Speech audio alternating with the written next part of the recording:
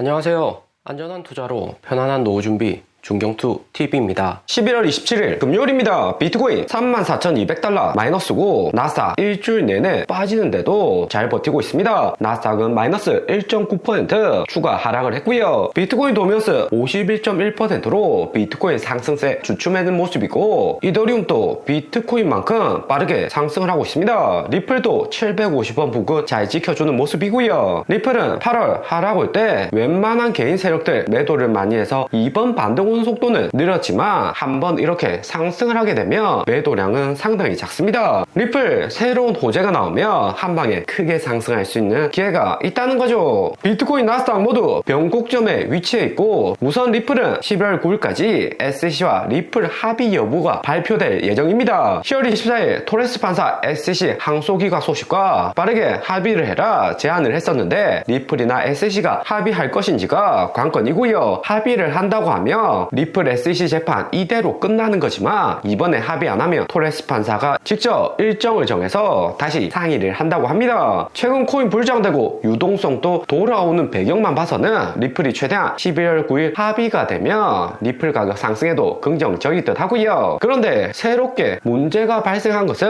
SEC가 언론에 언급한 합의 금액이 7억 7천만 달러입니다. 코인 시세 조작 혐의는 리플이 벗어났지만 공지 없이 기간 매매했다는 혐의는 여전히 적용 중이고요. 때문에 SEC 측 7억 7천만 불 요구를 하는 건데 원화로 1조 원에 육박하는 금액입니다. 리플이 3년간 SEC 소송하면서 사용한 금액만 2억 불이 넘고요. 거기에 1조 원까지 추가 지출하면 리플이 승소한다고 해도 남는 게 없는 거죠. 소송 승률 90% 확률인 SEC가 합의를 해주려면 최소 1조 합의금은 내라는 건데 리플 회사가 보유하고 있는 총 현금도 1조 2천억 수준이고요. 벌금 다 내고 재판 끝난다고 해도 겉으로만 승리를 하는 거지 리플의 재무 상태는 엉망이 되는 겁니다. 때문에 갈링하우스나 임원들도 이대로 합의할 수는 없다고 하는 거죠. 그리고 SEC도 여기 7억 7천만 불 모든 합의금 받기보다는 원하는 금액을 먼저 높게 잡아서 던졌다 볼 수 있습니다. 최초로 합의금 요구할 때 최대치 언급하고 상호간에 합의하면서 금액을 줄여 나가는 거죠. 대신에 SEC가 요구한 최초 금액이 너무나 크기 때문에 줄인다고 해도 최소 2억 불까지는 벌금이 나올 가능성이 높습니다. 그리고 리플이 1조 벌금 다 낸다고 하면 앞으로 하려고 하는 새로운 사업도 쉽지 않을 수가 있고요. 비트코인 포함 알트코인 상승은 해도 금리나 전까지 몇 달만 오르는 거지 내년 연준이 금리나 해버리면 리플 가격이나 코인 전체 유동성도 줄어들 수가 있고요. 리플처럼 시가총액 순위가 3인 큰 코인은 결국에 회복한다고 해도 최근 같은 거시 환경에서 1년 2년 안에 1조 원 벌기가 쉽지가 않습니다. 때문에 앞으로 리플 가격 상승 하락 결정짓는 중요한 점은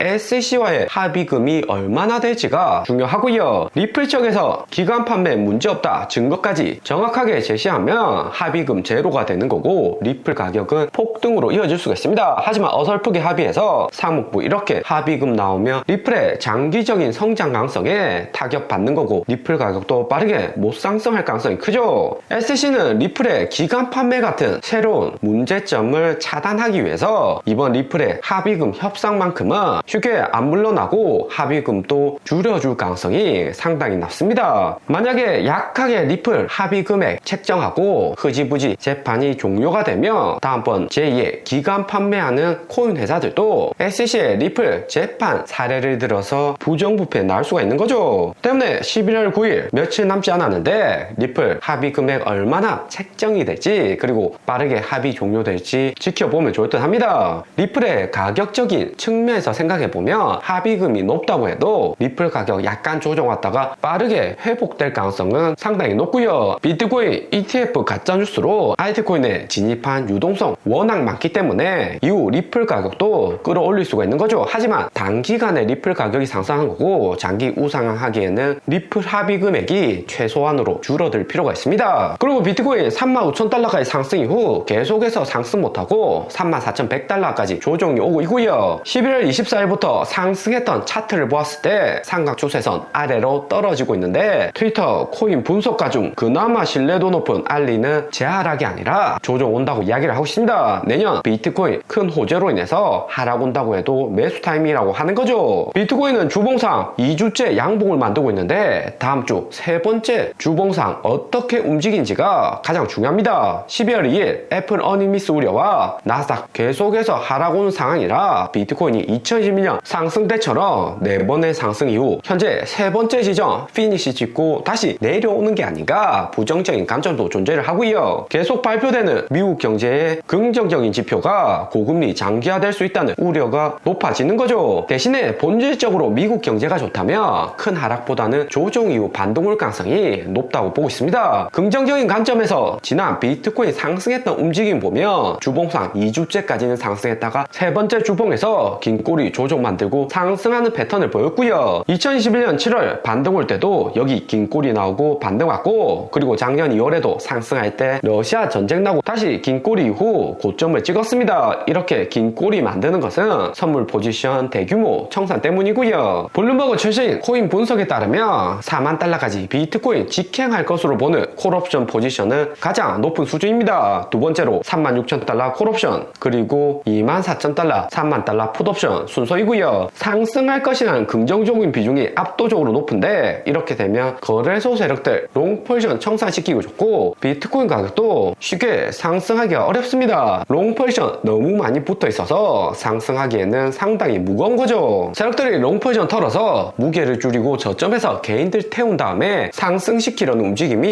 일반적이죠. 비트코인 내년 트리플 호재로 호재거리가 너무나 탄탄하기 때문에 가격 내려간다고 해도 너무 겁먹을 필요는 없다 생각이 되고요. 비트코인 단기 하락에 고래들 매매가 중요한데 6개월하고 2년 고래는 비트코인 26,000달러의 대량 매도 이후 최근에는 매도량을 계속해서 줄이고 있습니다. 2년 고래 지표가 작년 4월 루나코인까지는 잘 맞았는데 이후로는 참고만 하는 지표가 되었고요. 채굴자들도 비트코인 3만 달러 상승에 약간 매도는 했지만 추가 매도는 없습니다. 비트코인 강력한 호재에 대해서 다시 한번 인식하고 홀딩하는 모습이고요. 코인 시장은 트리플 호재로 인해서 잘 버티고 있지만 나스닥은 이번 주 내내 하락 중입니다. 나스닥 고점 대비 마이너스 13% 하락으로 구글 한 주간 마이너스 11% 하락, 메타 마이너스 7%, 테슬라 아마존 마이너스 6%, 애플도 마이너스 4.8% 내려왔고요. 차트로 보면 8월 저점 무너지고 계속해서 하락 중인데 주봉상 빨간색 99일선, 검색 201선이 분기점입니다. 연중 고금리가 지속되면 이번 3분기 어닝뿐만 아니라 내년 1월 4분기에는 실적 더 나빠질 것이라는 전망이고요. 개인 소비 줄어들고 기업 마진은 감소를 하는 거죠. 그럼 어디까지 하락 올 거고 우리가 저점 매수할 수 있는지가 관건입니다. 2008년 금융위기 이후 나스닥 차트에서 힌트를 찾을 수가 있는데 2008년 금융위기에 미국 금융기업들 어닝 미스 크게 나고 은행 파산 일어나면서 여기 주가도 폭락 이후 저점을 찍었고요. 하지만 당시 오바마 대통령 각국 돌아다니면서 협력 요청하는 동시에 유동성을 대량 늘렸습니다. 2010년 코로나 때랑 마찬가지로 돈 풀어서 미국 증시를 살려낸 거죠. 때문에 작년 고금리와 하락 왔던 지점이 매우 비슷한데 그 다음 회복하는 과정이 장기적으로 보면 우상향은 했지만 우상향이 결코 순탄치만은 않았다는 것을 알 수가 있습니다. 돈 찍어서 경기 부양시킨 부작용으로 검은색 201선과 빨간색 99일선은 한 번씩 터치한 것을 알 수가 있고요. 최근 나스닥 차트를 보면 201선 이미 터치를 했고 99일선 현재 터치 직전입니다. 11월 2일 애플 어닝까지 미스 나오거나 가이던스 전망 나쁘게 나오면 충분히 터치 가능한 지점이고요. 대신에 매수 타이밍으로 나스닥 QQQ도 나쁘지 않습니다. 나스닥 빅테크 하락에 더 많이 하락하는 것은 미국 잡주들 모아놓은 아크케 ETF이고요. 빅테크하고 같이 8월에 고점 50달러 찍었지만 현재 34달러까지 떨어지면서 올해 1월 저점 29달러 저점 갱신하기 직전입니다. 애플까지 어닝 미스 나오면 저점 찍고 충분히 더 내려갈 수 있고요. 하지만 아크케도 장기 1, 2년으로 본다면 이후 연준이 금리 인하하면 빠르게 상승할 주식이 될 듯 하고요. 어디까지 내려온지 지켜보면 좋을 듯 합니다. 오늘의 영상은 여기까지입니다. 좀 더 디테일한 투자 정보가 필요하신 분들은 커뮤니티로도 자료가 공유되니까 멤버십 가입과 구독 부탁드립니다. 감사합니다.